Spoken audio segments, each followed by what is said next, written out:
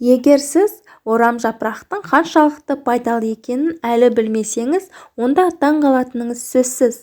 Бала кезінен таныс бұл көкөніс құрамында барлық дерлік дәрумендер, тіпті асқазан жарасына ем болатын ерекше дәрумен, ферменттер және минералдар да бар. Орамжапырақ ежелгі Египетте өсіріле бастады деп саналады. Ол кезде орамжапырақты тек қана ауқатты адамдарға ас ретінде берген. Орамжапырақтың әр түрінің өзіне тән пайдалы қасиеттері болады. Брокколи қатерлі ісіктің алдын алуға көмектесетін құнды өсімдік. Түрлі түсті орамжапырақ диеталық деп саналады. Оның құрамында С дәруменінің рекордты концентрациясы бар. Және біздің елде ақ орамжапырақты сүйіп жейді. Оны кез келген көкөніс дүкенінен табуға болады. Оның бағасы да қолжетімді. Орамжапырақ аз калориялы өнім. 100 грамм көкөністе бар болғаны 28 калория болады. Орамжапырақтың ағзаға қаншалықты пайдалы екенін адамдар көп біле бермейді, ал оның пайдасы мақтауға тұрарлық.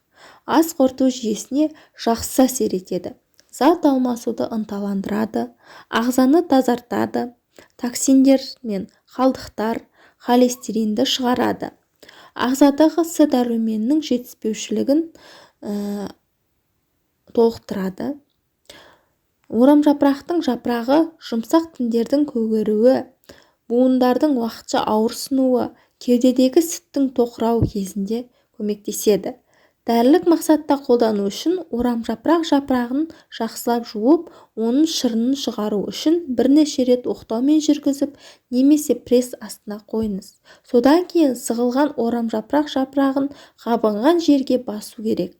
Ұзақ уақыт бойы әсер ету үшін жапырақты таза шүберекпен жауып, байлап түнге қойыңыз. Орамжапырақ жүктілік кезінде өте пайдалы. Ол ағзадағы артық сұйықтықты кетіруге және ісінуді кетіруге көмектеседі. Бұл соңғы триместрдегі көптеген болашақ аналар үшін маңызды болып табылады.